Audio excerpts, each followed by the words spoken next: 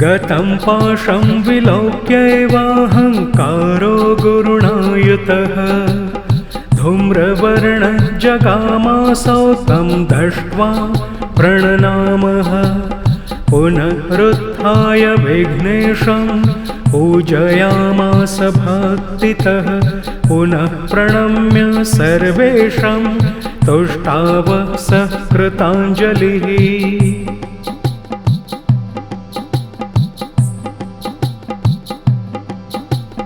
धूम्रवर्णाय वैतुभ्यं गणेशाय परात्मने अव्यकायादिबीजाय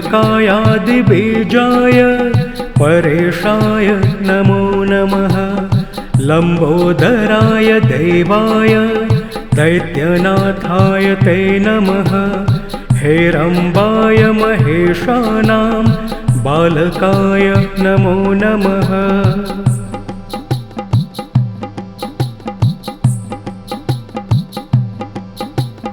कर्मणे कर्मरूपाय नानाकर्मप्रचारिणे ज्ञानाय ज्ञानदात्रे ते ज्ञानज्ञानाय वै नमः। चराय चररूपाय जङ्गमस्थाय ते नमः। स्थावराय सदा तद्रूपाय तद्रूपधारिणे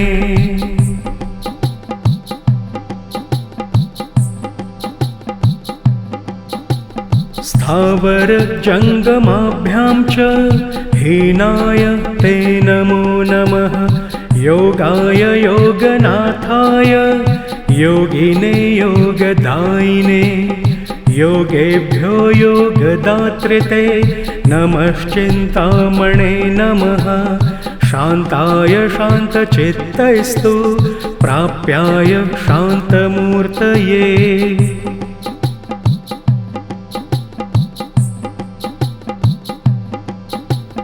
ब्रह्मणां पतये तुभ्यं ब्रह्मणे सिद्धिबुद्धिद सिद्धिनाथाय बुद्धिश तयोर्योगाय ते नमः।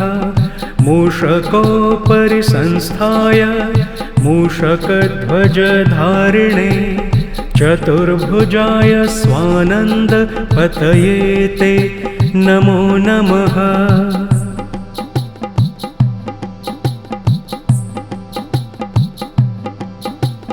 किं स्तौमि त्वां गणाधीश धूम्रवर्णस्वरूपिणम् अव्यक्तं वेदवादिषु कथितं सततं प्रभो। स्वरूपं ते कथयितुं वेदा धूम्रायिता बभूव। योगशान्तिधरास्ते कथयितुं ध्रुवम् अक्षमा।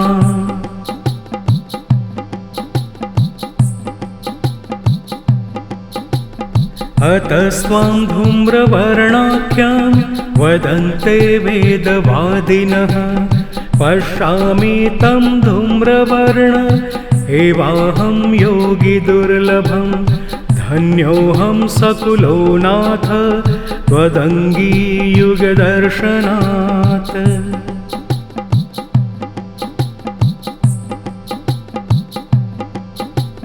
त्वया कृतम् इदं स्तोत्रं सर्वसिद्धिप्रदायकं। मम भक्तिप्रदं चैव भविष्यति न संशयः। शृणुयाद्य पठेदेतस्याहं कारजं भयं। न भस्मिष्यति दैत्येश भुक्तिमुक्तिप्रदं भवेत्।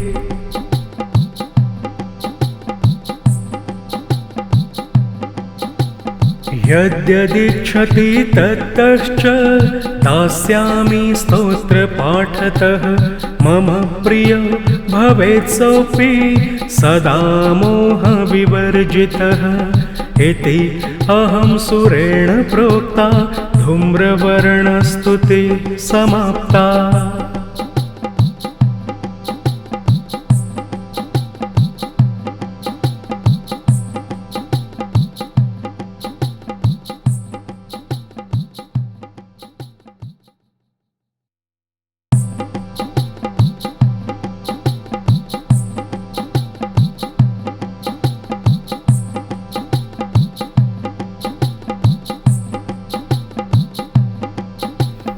गतं पाशं विलोक्यैवाहङ्कारो गुरुणायुतः धूम्रवर्णजगामासौ तं दष्ट्वा प्रणनामः पुनरुत्थाय विघ्नेशं पूजयामास भक्तितः पुनः प्रणम्य सर्वेषां तुष्टाव सकृताञ्जलिः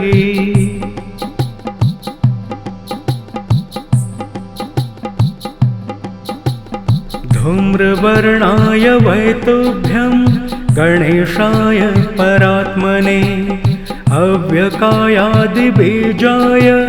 परेशाय नमो नमः लम्बोदराय देवाय दैत्यनाथाय ते नमः हेरम्बाय महेशानां बालकाय नमो नमः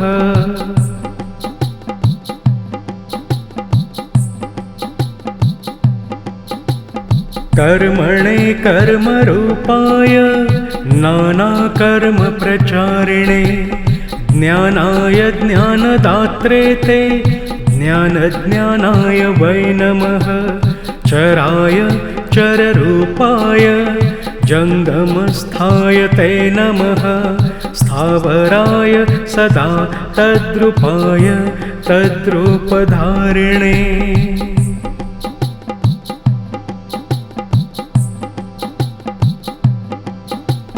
स्थावर जङ्गमाभ्यां च हीनाय ते नमो नमः योगाय योगनाथाय योगिने योगदायिने योगेभ्यो योगदात्रे ते नमश्चिन्तामणे नमः शान्ताय शान्तचित्तैस्तु प्राप्याय शान्तमूर्तये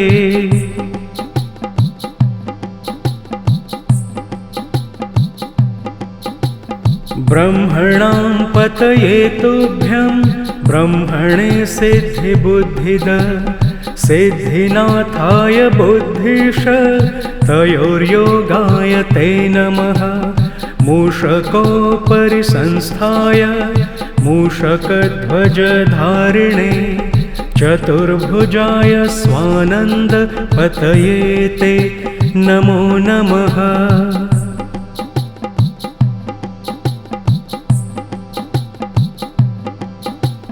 किं स्तौमि त्वां गणाधीश धूम्रवर्णस्वरूपिणम् अव्यक्तं वेदवादिषु कथितं सततं प्रभो स्वरूपं ते कथयितुं वेदा धूम्रायिता बभूव योगशान्तिधरास्ते कथयितुं ध्रुवम् अक्षमा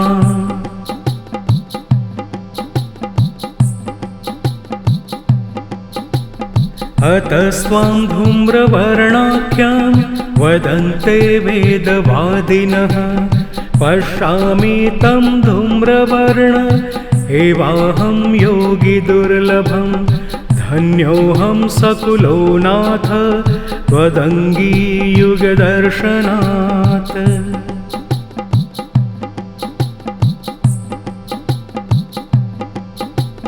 त्वया कृतम् इदं स्तोत्रं सर्वसिद्धिप्रदायकं मम भक्तिप्रदं चैव भविष्यति न संशयः शृणुयाद्य पठेदेतस्याहं कारजं भयं न भस्तिष्यति दैत्येश भुक्तिमुक्तिप्रदं भवेत्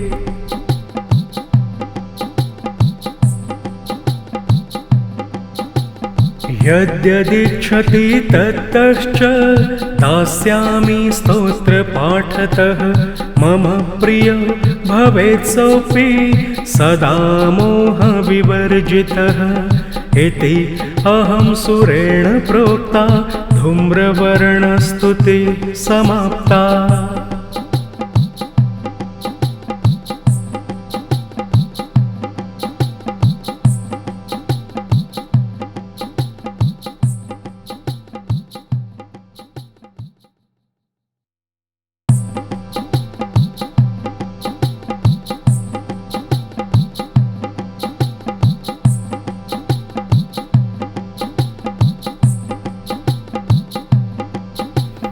गतं पाशं विलोक्यैवाहङ्कारो गुरुणायुतः धूम्रवर्णजगामासौ तं दृष्ट्वा प्रणनामः पुनरुत्थाय विघ्नेशं पूजयामास भक्तितः पुनः प्रणम्य सर्वेषां तुष्टाव सः कृताञ्जलिः।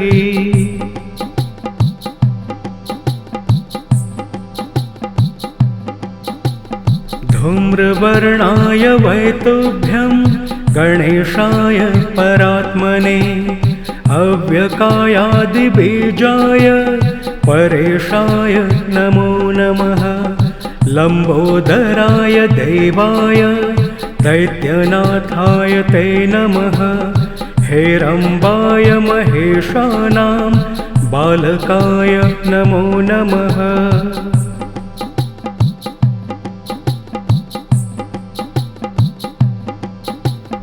कर्मणे कर्मरूपाय नानाकर्मप्रचारिणे ज्ञानाय ज्ञानदात्रे ते ज्ञानज्ञानाय वै नमः। चराय चररूपाय जङ्गमस्थाय ते नमः। स्थावराय सदा तद्रूपाय तद्रूपधारिणे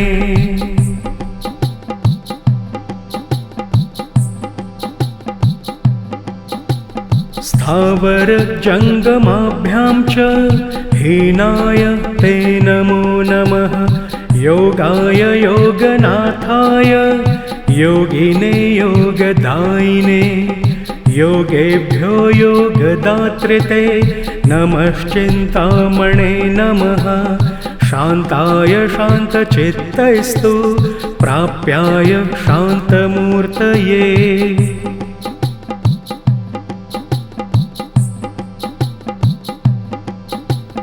ब्रह्मणां पतये तुभ्यं ब्रह्मणे सिद्धिबुद्धिद सिद्धिनाथाय बुद्धिश तयोर्योगाय ते नमः।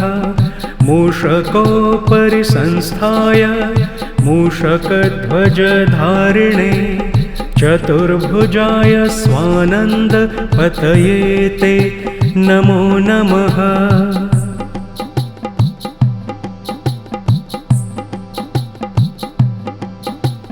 किं स्तौमि त्वां गणाधीश धूम्रवर्णस्वरूपिणम् अव्यक्तं वेदवादिषु कथितं सततं प्रभो। स्वरूपं ते कथयितुं वेदा धूम्रायिता बभूव। योगशान्तिधरास्ते कथयितुं ध्रुवम् अक्षमा।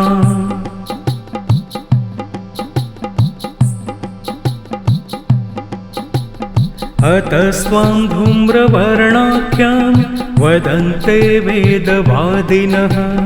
पश्यामि तं धूम्रवर्ण एवाहं योगी दुर्लभं। धन्योऽहं सकुलो नाथ त्वदङ्गीयुगदर्शनात्।